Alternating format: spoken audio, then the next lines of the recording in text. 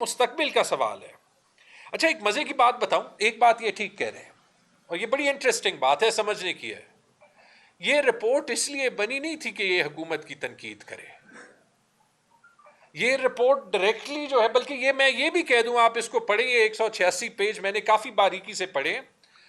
یہ رپورٹ ہر کوشش کر رہی ہے کہ جہاں پہ یہ حکومت کو تھوڑی سی سپیس دے سکے, کہیں جو ہے وہ بیلنس کرنے کے لیے کوئی تعریف کر سکے کہ وہ کرے. اس کے باوجود یہ حال ہے کہ نہ پبلش کر سکتے تھے نہ اس پہ بات کر سکتے ہیں. اور ٹی وی پہ وہ 8 بجے کے 10 بجے کے پروگرام پہ آخری 5 منٹ جو ہے وہ اینکرز کو میرے خیال میں کہا ہے کہ بس زیادہ سے زیادہ 2-3 منٹ اس پہ بول دیں, مٹی پاؤ.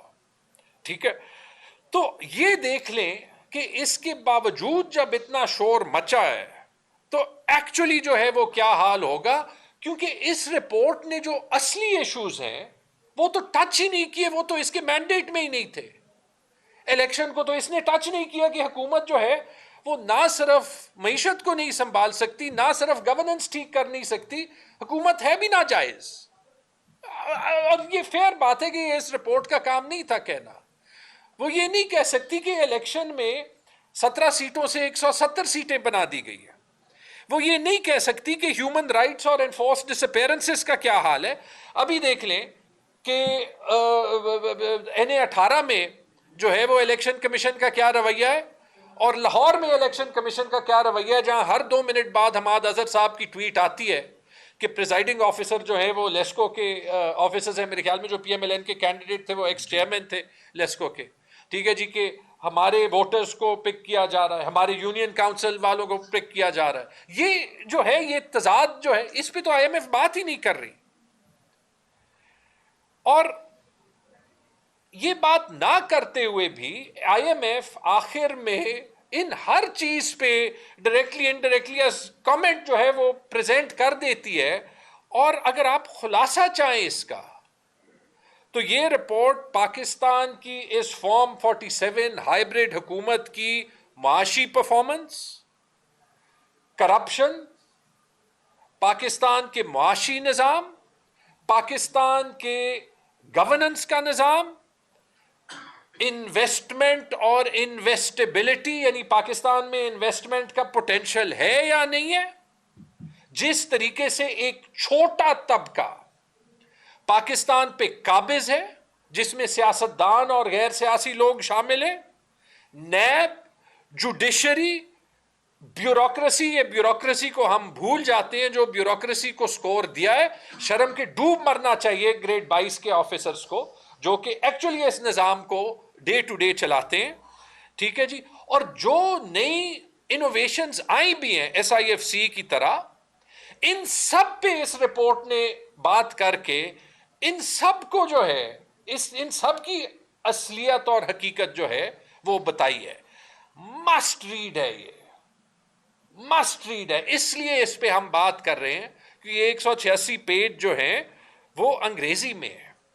ٹھیک ہے جی, اور یہ پاکستان کے عوام کو ایکسپلین کرنا یہ ضروری ہے. اب اس میں میں آپ کو صرف چند, یہ کہتے ہیں نا کہ اس رپورٹ پہ اس حکومت کے بارے میں یا اس کی کرپشن کے بارے میں کچھ نہیں لکھا, کچھ چیزیں میں آپ کو بتاتا ہوں تاکہ یہ ریکارڈ ہو, تاکہ کل جب جو ہے وہ کوئی حکومت والا کہے تو آپ کہہ سکے. پیج 21 پہ point number 2, corruption is a persistent and corrosive feature of Pakistan's governance. یعنی کرپشن جو ہے وہ پاکستان کے گورننس کا, پاکستان کے نظام کا ایک مستقل جو ہے وہ فیچر ہے, آج بھی ہے. کیا کر رہے تھے آپ 4 سال؟ Corruption is a persistent challenge in Pakistan with significant adverse implications for economic development. Page 11. یعنی کہ کرپشن کی جو قیمت ادا کرنی پڑتی ہے وہ ہماری معیشت کرتی ہے, اور وہ ایک ایسا چیلنج ہے جس کا کوئی حل پاکستان کی حکومت نے نہیں ڈھونڈا. ٹھیک ہے جی, یہ ڈائریکٹلی بات کر رہا ہے, آپ پہ بات کر رہا ہے, صرف 70 سال کی بات نہیں کر رہا. یہ سمپل انگریزی میں لکھا ہے. پھر یہ کہتا ہے, یہ بڑی مزیدار بات ہے, اس پہ زبیر صاحب نے 1-2 منٹ بات کی. یہ ہے پیج 21-22 پہ, اور یہ کوشش کرتا ہے, کہتا ہے کہ کرپشن کی ہم قیمت نکالیں گے. کتنی قیمت ہے؟ اور کہتا ہے کہ یہ تو ہمیں کوئی ڈیٹا نہیں دے رہا تھا، لیکن ہم نیب کی اپنی ڈکلیئر شدہ ریکوریز کو جو ہے وہ استعمال کر دیتے ہیں کہ وہ 5,310 ارب کہہ رہے ہیں، اور کہتے ہیں کہ وہ 5,310 ارب صرف ٹپ آف دی آئس برگ ہے کرپشن کا۔ 5,310 ارب روپے یعنی کہ کے پی کے بجٹ کا 3 گنا، پنجاب کے بجٹ جتنا، سندھ کے بجٹ سے 2 گنا سے بھی زیادہ کی ریکوری نیب دکھا رہا ہے۔ اب مسئلہ یہ ہے کہ جو ہمارے جھوٹ کا کلچر ہے نا، میں نے کچھ لوگوں کو حکومت میں یہ بھی سنا ہے کہ کہہ رہے ہیں کہ نہیں جی یہ تو ایکچوئل فگر نہیں ہے، یہ فگر جو ہے یہ تو وہ لینڈ کی ریکوری ہے۔ ہمیں پتہ ہے کہ یہ ٹھیک کہہ رہے ہیں، لیکن یعنی کہ اب نیب کو یہ جواب دینا ہے کہ نیب نے 5,310 ارب کی ریکوری کی ہے، اور اگر کی ہے واقعی یہ لسٹ چاہیے، چلیں ہم آپ کے لینڈ کی ریکوری کو بھی مان لیتے ہیں، ہمیں لسٹ دکھائیں کہ یہ کون سے لوگ تھے جس نے 5,000 ارب روپے کی لینڈ چوری کی ہوئی تھی جو آپ نے حکومت پاکستان کو واپس دی، اور اگر نہیں کی تو پھر یہ وہی بات کہ یہاں پہ ہر ادارہ جو ہے اس میں کوئی بھی اکاؤنٹبل نہیں ہے۔ کیا جواب ہوگا نیب کا؟ نیب چیئرمین نے کچھ کہا ہے؟ نہ کچھ کہا ہے، نہ کچھ کہے گا۔ ویسے میں نے ایک اینٹی کرپشن ادارے کی انالیسس کی تھی اسی طرح، ان کا ایک فگر تھا، جب میں نے دیکھ لیا تھا تو ان کی کیش ریکوری 2% تھی، اور یہ جو لینڈ ریکوری جس پہ جو قیمت ڈالنا چاہتے ہیں وہ 98% تھی، لیکن واقعی کرپشن اس سے زیادہ ہوتی ہے، اس میں کوئی شک نہیں۔ اس فگر نے نیب کو بھی ایکسپوز کر دیا، اور یہ بھی جو ہے وہ دکھا دیا کہ پاکستان کی حکومت اس فگر سے ہٹ نہیں سکتی۔ لیکن یہ دیکھ لیں کہ یہ رپورٹ نیب کے بارے میں کیا کہتی ہے، کیونکہ وہی نیب ہے جو عمران خان سے پہلے کتنے وزرائے اعظم کو جو ہے وہ بار بار کٹہرے میں کھڑا کرتی ہے۔ یہ رپورٹ کہتی ہے کہ anti corruption efforts have been constrained by heavy reliance on a single institution exposed to strong political influence. Page 14 اگر کسی کو شک ہو، نیب کی بات کر رہا ہے کہ نیب کی کارکردگی سیاسی دباؤ سے انفلوئنس میں آ کے جو ہے وہ کارکردگی کرتی ہے، اور وہ آپ کے اینٹی کرپشن کی ایفرٹ کو جو ہے وہ خراب کرتا ہے۔ اچھا، پھر مزے کی بات اس کے بعد 2024 کی رپورٹ کا ایک حوالہ دیتا ہے کہ ministry of law and justice کی اینٹی کرپشن ٹاسک فورس یہ کہتی ہے کہ جو کرپشن کا نظام ہے وہ پولیٹیکل انفلوئنس میں آ جاتا ہے، leading to selective enforcement and interference in corruption investigations and prosecutions۔ یعنی کہ جو کرپشن کی انویسٹیگیشن ہوتی ہے اس پہ دباؤ ہوتا ہے، یہ اسی حکومت کی ٹاسک فورس ہے۔ تو کیا کیا آپ نے؟ ہم اس نظام کو عمران خان کے خلاف، پی ٹی آئی کے کسی کے لیڈر کے خلاف، آپ کی کمیونٹی کے لوگوں کے خلاف، جیسے متی اللہ جان صاحب کے خلاف کیسز بنے ابھی، کیسے مانے؟ یہ وقت تو پاکستان ٹھیک کرنے کا تھا نا، رائٹ؟ تو یہ آپ کے نیب کے بارے میں کہتا ہے۔ ایک سوال نیب سے بھی بنتا ہے، کیوں؟ اور سوال بنتا ہے جب آئی ایم ایف کہہ رہا ہے کہ پاکستان میں کرپشن ہے، اور آئی ایم ایف کہہ رہا ہے کہ پاکستان میں کرپشن کے خلاف جو ادارے ہیں نہ ان کی کوآرڈینیشن ہے اور ان کی کارکردگی سیاسی دباؤ میں آ جاتی ہے، تو کیا آپ یہ بات مانتے ہیں اور نہیں مانتے؟ اگر نہیں مانتے تو آئی ایم ایف کیوں کہہ رہا ہے، اور اگر مانتے ہیں تو آپ اس کے بارے میں کیا کر رہے ہیں؟ دوسرا کون جو ہے وہ کرپشن کو ٹھیک کرے گا یا نظام کو ٹھیک کرے گا؟ جوڈیشری۔ جوڈیشری کے بارے میں یہ کیا کہتا ہے؟ یہ کہتا ہے، یہ بھی پیج 12 پہ، a judicial sector that is organizationally complex is not able to enforce contracts due to problems with efficiency, antiquated laws, and the integrity of judges and judicial personnel۔ ججز کی دیانتداری پہ اور ججز کی جوڈیشل پرسنل یعنی جو court کا staff ہوتا ہے ان کی دیانتداری پہ سوال اٹھاتا ہے۔ آئی ایم ایف اٹھا رہا ہے، آپ اس پہ چپ رہیں گے؟ یاد رکھیں کہ یہ رپورٹ کمیشن کی تھی حکومت پاکستان نے۔ یاد رکھیں کہ یہ رپورٹ آج کے حال کی ڈائگنوسٹک ہے. ڈائگنوسٹک یہ کہ اس کا مینڈیٹ یہ تھا, اس کا سکوپ یہ تھا کہ یہ بیماری بتائے ہمیں کہ گورننس میں اور کرپشن میں کون سی بیماریاں ہیں.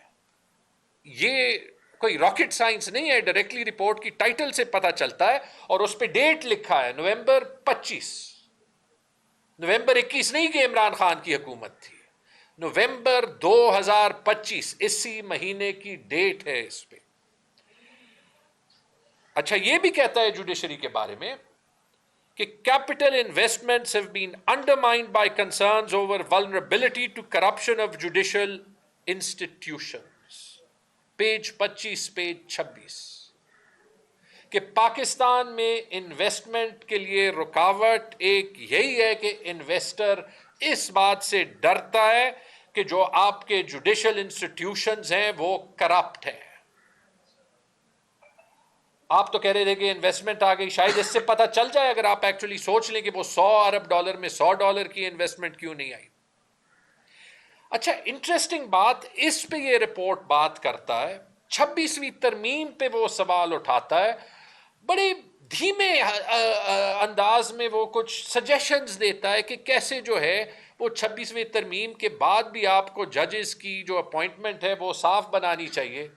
حکومت کا کیا جواب ہے 27ویں ترمیم, جہاں پہ سپریم کورٹ سپریم نہیں رہتی, جہاں پہ سپریم کورٹ کے اوپر کورٹ ہے وہ وانٹڈ ججز کے لیے, اور سپریم کورٹ جو رہ گئی وہ لیس وانٹڈ ججز کے لیے. ٹھیک ہے جی, اور اس کے بعد یہ نظام جو ڈیلیور نہیں کر رہا تھا اس کے بعد ان ترامیم کے بعد ڈیلیور کرے گا. اور وہ جو ایک بات جس پہ بہت بات ہوتی ہے کہ ججز کے ٹرانسفر کا معاملہ, دیکھیں معذرت کے ساتھ ہم سب نے جو ہے وہ کام کیا ہے پاکستان کی حکومت میں. جب میں سیاست سے پہلے کنسلٹنگ میں تھا تو کچھ اتفاق ہوا تھا پنجاب میں بھی کام کرنے کا, جب current prime minister chief minister تھے, جب انہیں کسی آفیشل کی کارکردگی پسند نہیں آتی تھی وہ کہتے تھے ان کو راجن پور ٹرانسفر کرو, ان کو ڈی جی خان ٹرانسفر کرو. ٹھیک ہے, تو ٹرانسفر کا تو ہمارے سسٹم میں مقصد یہ ہوتا ہے سزا دینا. یہ اس شک میں کوئی نہ رہے کہ یہ 27ویں ترمیم میں جو ٹرانسفرز کا معاملہ ہے اور جس میں جج کی کنسنٹ ہٹائی گئی ہے, وہ ان ججز کو جو یہ جرت کریں کہ وہ انصاف دینے کی کوشش کریں, ان کے ساتھ یہی سلوک ہو کہ کسی کو بلوچستان بھیجا جائے, کسی کو AJ کے بھیجا جائے, کسی کو GB بھیجا جائے. یہ ابھی آپ دیکھ بھی لیں گے. IMF یہ کہہ رہا ہے کہ اس کا سیاسی معاملات پہ اور معاشرے میں انصاف کے معاملات پہ تو اثر ہوتا ہے, لیکن پھر ایسی جوڈیشری آپ کی معیشت میں بھی اپنا رول نہیں ادا کر سکتی. نہ انویسٹر آئے گا, نہ بزنس مین انویسٹ کرے گا, اور آپ جو ہے بس 100 ارب ہی کرتے جائیں گے. آگے جاتے ہیں ایک دو چیزوں پہ اور, ٹھیک ہے جی. ایک جو بہت بڑی چیز پہ یہ بات کرتا ہے کہ رول آف دا اسٹیٹ بہت بڑا ہے, کہ آپ تو انویسٹمنٹ کی بات کر رہے ہیں. اس رپورٹ میں اگر ایک چیز پہ سب سے زیادہ لکھا گیا ہے وہ یہ ہے کہ سب کچھ تو حکومت کے ہاتھ میں ہے. فارمل جاب سیکٹر میں وہ کہتا ہے کہ 72% لوگ جو ہیں وہ حکومت امپلوائے کرتا ہے. مطلب کہ پرائیویٹ سیکٹر تو جاب بھی کریٹ نہیں کر رہا. جب جاب بھی کریٹ نہیں کر رہا تو وہ انویسٹمنٹ کیسے کر رہا ہے؟ وہ کہتا ہے کہ کچھ سیکٹرز جو ہے ان میں بڑی زبردست طریقے سے پتہ چل جاتا ہے کہ جب جو سیکٹر اسٹیٹ کو چلانے نہیں چاہیے وہ چلاتا ہے تو وہ پھر انڈیو فیور دیتا ہے. اور اس کی مثال وہ کیا دیتا ہے؟ شوگر سیکٹر کی. اور شوگر سیکٹر میں وہ ڈائریکٹلی کیا کہتا ہے کہ شوگر سیکٹر کے جو مسئلے ہیں کہ آپ شوگر پرائس کو غلط سپورٹ کرتے ہیں, آپ ایکسپورٹ کو سبسڈائز کرتے ہیں, آپ کو جب ضرورت ہوتی ہے آپ امپورٹ کرتے ہیں. اسپیسیفکلی لکھا گیا ہے کہ یہ اس لیے کہ جو 90 شوگر مل ہیں, یہ تعداد بتائی گئی ہے کہ ان میں بیشتر شوگر مل پاکستان کی پولیٹیکل لیڈرشپ کے پاس ہیں. زبیر صاحب نے یہ سوال نہیں کیا, میں کرتا ہوں کہ شہباز شریف صاحب یہ کون سی لیڈرشپ ہے جو آج حکومت میں ہے جس کے پاس شوگر مل ہے. آئی ایم ایف ڈائریکٹلی کہہ رہا ہے کہ اس لیڈرشپ کی اونرشپ جو ہے شوگر ملز کی وہ اس سیکٹر کے کرپشن کے ذمہ دار ہے. یہ یا ڈائریکٹ آپ پہ حملہ ہے اور اس کو ڈینائی کریں یا پھر اس کو ایکسیپٹ کریں اور آپ بھی اور جو ساتھ والے گھر میں بھی بیٹھے ہیں جن کا بھی میرے خیال میں شوگر سیکٹر میں سٹیک ہے اپنے سٹیکس تو بیچیں. ٹھیک ہے جی. یہ بہت بات جو ہے وہ ہو سکتی ہے ان میں اسی پہ تاکہ جیسے زبیر صاحب نے کہا کہ چلائیں. میں صرف آپ کو بتاتا ہوں کہ جو ایک انوویشن ہوئی ہے اس پچھلے 3 سال میں ایک ادارہ بنایا گیا تھا SIFC. اچھا اب IMF SIFC کے بارے میں پہلے ڈائریکٹلی بات نہیں کرتی. IMF یہ کہتی ہے کہ 2 چیزیں ہیں جو بڑی ضروری ہیں ایک اچھے نظام میں کہ ہر ادارہ یا آپ کا سارا نظام اس میں شفافیت ہو. شفافیت تو ہم نے دیکھ لیا کہ جس دن تک چھپا سکتے تھے یہ رپورٹ بھی چھپا لی. اور دوسری کہ اکاؤنٹیبلٹی ہو. اکاؤنٹیبلٹی کا حال تو اور بھی لیکن اکاؤنٹیبلٹی ہونا بڑا ضروری ہے کہ سب جو ہے وہ اکاؤنٹیبلٹی کے نیٹ میں آئے. اب اس پہ تو ہم بات ہی نہیں کرتے کہ پاکستان جو ہے وہ روس کے علاوہ واحد ملک بن گیا ہے دنیا میں جو جہاں پہ بادشاہت نہ ہو اور جو اپنے ہیڈ آف سٹیٹ کو جو ہے وہ لائف لانگ امیونٹی دے. بادشاہت کے نظام میں ہوتا ہے. یہ کام صرف ولاڈیمیر پوٹن نے کیا ہے روس میں کہ اس نے اپنے آپ کو امیونٹی دی ہے. پاکستان ماشاءاللہ دوسرا ملک بن گیا.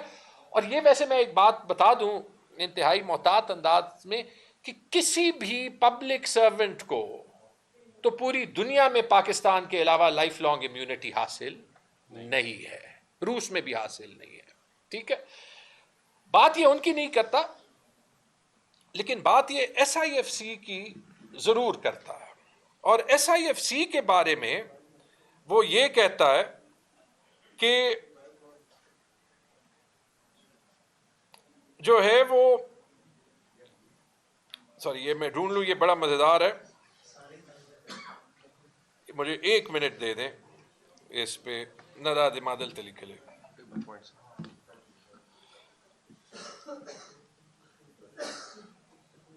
The recently established Special Investment Facilitation Council, which has been vested with substantial authority to facilitate foreign investments, اب یہ اگلا سینٹنس سن لیں, operates with untested transparency and accountability provisions. Translation کرنے کی ضرورت ہے کہ جو SIFC بنا ہے کہ وہ اور اس کو جو اختیارات گئے ہیں ان کے اوپر نہ کوئی شفافیت کا قانون ہے نہ کوئی اکاؤنٹیبلٹی کا قانون ہے. اور پھر کہتا ہے کہ SIFC اپنی اینول رپورٹ پبلش کرے کہ وہ کون سی انویسٹمنٹ لایا ہے کون سی انویسٹمنٹ نہیں لایا. میں ویسے ایک چیز میں نے جو ہے وہ آنیسٹلی یہاں پہ ہم بات کرتے ہیں ہمیں پتہ ہے یہ ٹی وی پہ نہیں چلنی لیکن دیکھیں میرے خیال میں یہ SIFC PMLN نے مانا ہی اس لیے تھا کہ وہ چاہتے تھے کہ ہم ہائیبرڈ نظام کے دوسرے سائڈ کو خوش کریں. انہیں بھی پتا تھا کہ 1 ٹکے کی انویسٹمنٹ اس سے نہیں آنی نہ انہوں نے کوشش کی ہے. آپ انفارملی بات کر لیں. وہ چاہتے تھے کہ جیسے اور ہر جگہ پہ انہوں نے کیا ہے چونکہ ہائیبرڈ حکومت ہے کہ یہ ملبہ دوسرے سائڈ پہ گرے. یہ ایک فیکٹ ہے.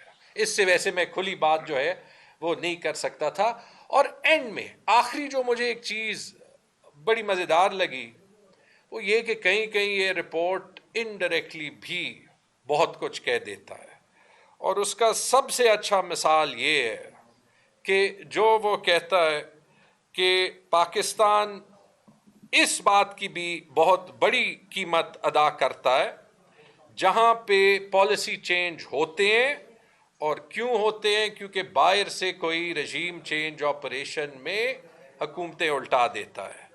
یہ لکھا ہے جی page number 28 point number 13. Institutional weaknesses and lack of public scrutiny create space for public funds to be mismanaged. Frequent policy changes triggered by often abrupt changes in government have contributed to underinvestment in institutional quality and capacity.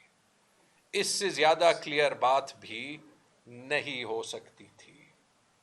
دیکھیں بہت سے سوالات اٹھ گئے. دو راستے ویسے ہیں. ایک راستہ تو یہ کہ اگر حکومت اس رپورٹ پہ کام کرنا شروع کرے, جو کم از کم اس نے بیماری آئیڈینٹیفائی کی ہے, نسخے بھی اس نے دیے ہیں, نسخے ان پہ ایک علیحدہ ڈیبیٹ ہونی چاہیے کون سی ٹھیک ہے نہیں, لیکن میرے خیال میں اگر دیانتداری سے یہ بیماری کو اینالائز کرے جو اس رپورٹ نے بتائی ہے, تو واقعی پاکستان کے گورننس کا مسئلہ بھی حل ہو جائے گا, کرپشن کا مسئلہ بھی حل ہو جائے گا. دو پرابلمز ہوں گے, ایک حکومت نہیں رہے گی, ایک SIFC نہیں رہے گی. تو یہ مجھے مشکل لگتا ہے. دوسرا راستہ جو ہے وہ یہ ہے کہ یار ان سوالوں کے جواب دیں, تاکہ ٹھیک ہے آپ جواب دیں, ہم پھر آپ سے ڈبیٹ کرتے ہیں نا. اور اگر نہ آپ امپلیمنٹ کر سکتے ہیں, نہ آپ جواب دے سکتے ہیں, تو پھر آپ کر کیا رہے ہیں؟ اس قوم کو بخش دیں, ہم سب کو معاف کریں, چھوڑیں یار, آگے پاکستان کو جانے دیں. آپ بھی پاکستانی ہیں, ہم بھی ہیں. بہت بہت شکریہ. سر یہ بتائیے گا کہ جو آڈیٹر جنرل آف پاکستان کی 2024 اور 25 کی رپورٹ پیش ہوئی ہے, اس میں 9,000 ارب سے زائد کی وقائع کی نشاندہی کی گئی ہے. اس میں تحریک انصاف سب سے بڑی رکاوٹ ہے تحقیقات میں, کیونکہ جنید اکبر صاحب مستعفی ہیں پبلک اکاؤنٹ کمیٹی کے چیئرمین. آپ کیا سمجھتے ہیں کہ اس کا احتساب کیسے ہو سکتا ہے؟ لیڈر آف دی اپوزیشن لگا دیں تاکہ سلسلہ آگے بڑھے.